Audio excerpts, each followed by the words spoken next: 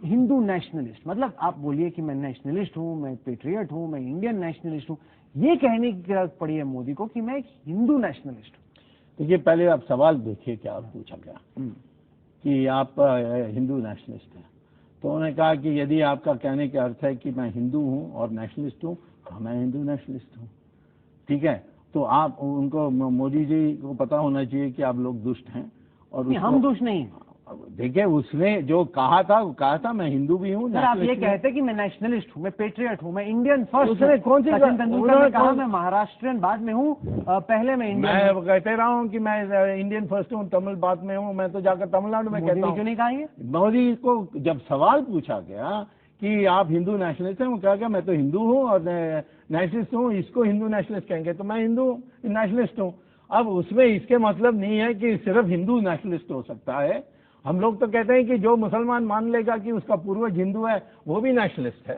हम तो उनको अपनाने के लिए तैयार हैं। और मुसलमान के बारे में आपको बताना चाहता हूं कि आज शिया बिल्कुल हमारे साथ है, एनडीए के साथ है, और भी अन्य हैं, अहमदी हैं, बरेलवी मुस्लिम हैं। तो आप मुस्लिम ही मत कहिए, मुस्लिम में आज डिवीजन आ गई। सर, आप चाहेंगे कि डिवीजन आ जाए, लेकिन जो आप बात कह रहे हैं उसकी कहीं पे कोई प्रमाण नहीं है उसके। वो देखेंगे आप रिजल्ट में। आप चाहेंगे? मैं कहता हूँ कहाँ प्रमाण देख सकते हैं। गुजरात में लोकल बॉडीज इलेक्शन में देखें, क्या है, विकल्प क्या है? अगर नहीं जिताया तो वहाँ पे सड़क कैसे बनेगी, बिजली? वही होने वाला है। में वोट पड़े और उत्तर प्रदेश में पड़े, बिहार में पड़े, बहुत फर्क है सुब्रमण्यम स्वामी जी। मैं कह रहा हूँ वही होने वाला है कि विकल्प एनडीए का कोई नहीं होने वाला है। ऐसी हवा बनेगी इस इलेक्शन में।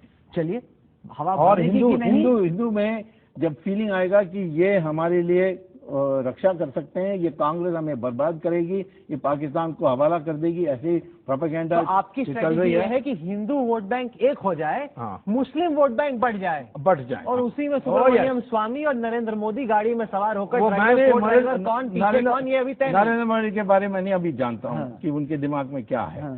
इस सवाल पर मेरी यह ओपिनियन है, हिंदू को इकट्ठा करो, मुसलमान को डिवाइड करो।